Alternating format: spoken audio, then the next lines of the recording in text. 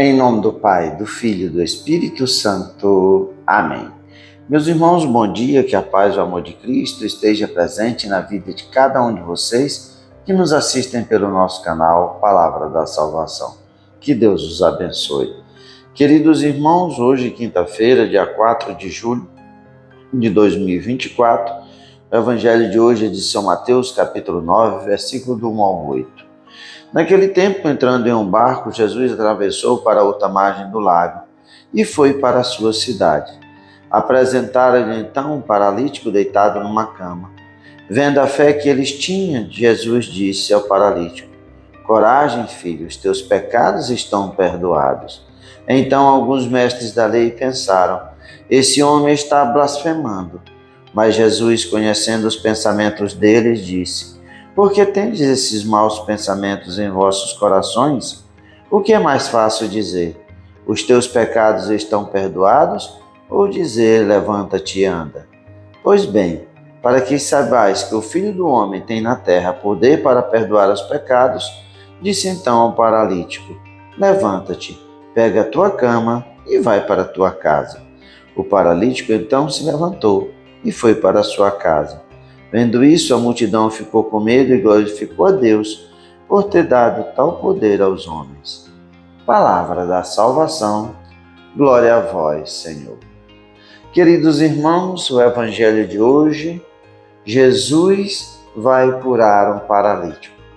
Em outras passagens do Evangelho, nós vemos que esse homem paralisado e a casa de Jesus cheia, eles não tendo como entrar, colocaram esse homem na sua cama pelo telhado.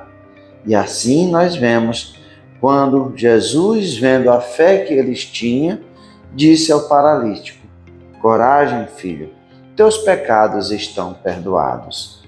Ora, Jesus conhece, sendo Deus, conhece qual é a necessidade de cada um de nós. E Jesus enxergou naquele homem que a necessidade maior na vida dele era o perdão dos pecados.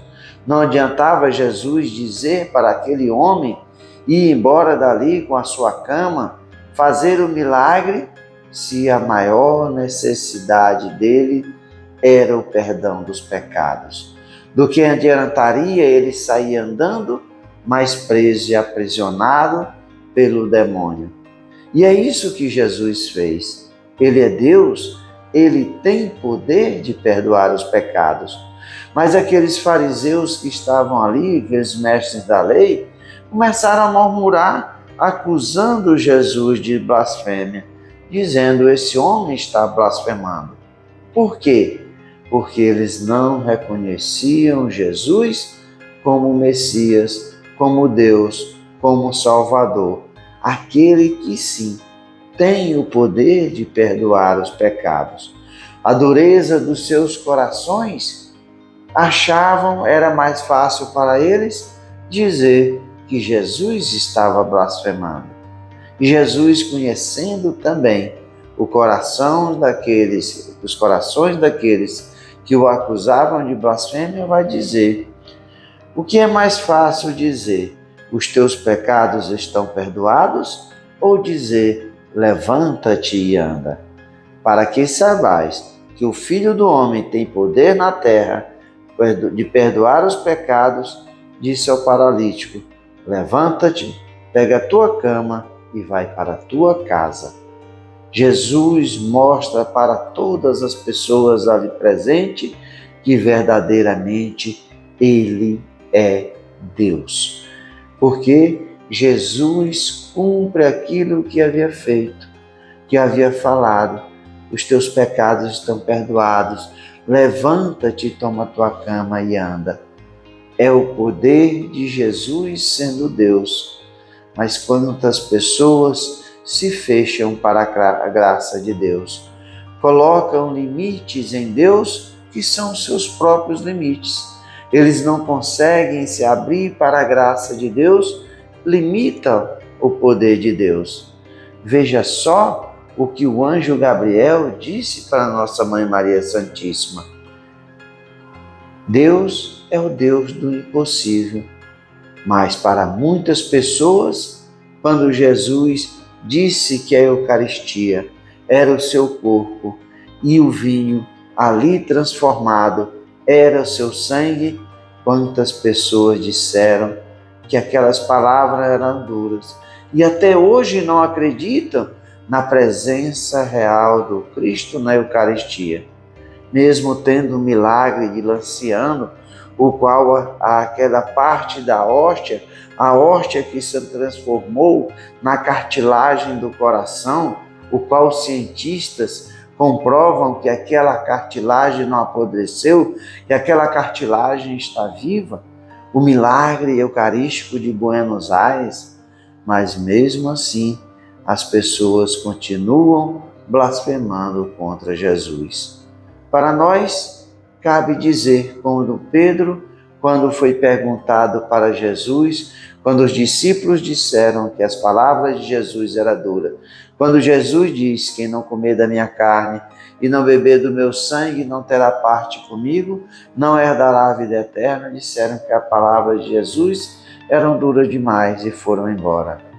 Jesus, perguntando aos 12, disse: vós também quereis fazer como eles, ir embora? Pedro responde dizendo: a quem iremos, Senhor? Só tu tens palavra de vida eterna.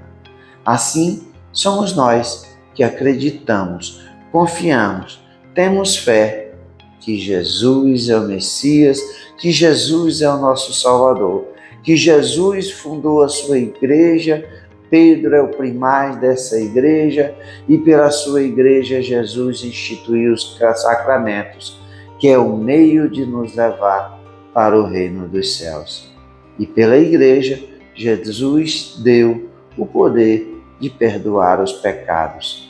Quando aqueles que perguntam onde é que está isso na Bíblia, Jesus ressuscitado sopra o Espírito Santo sobre os discípulos, dizendo: recebei o Espírito Santo. Os pecados que vós perdoares serão perdoados no céu, mas os pecados que vocês retiverem aqui na terra serão retidos no céu. É a graça, através da igreja, do perdão dos pecados.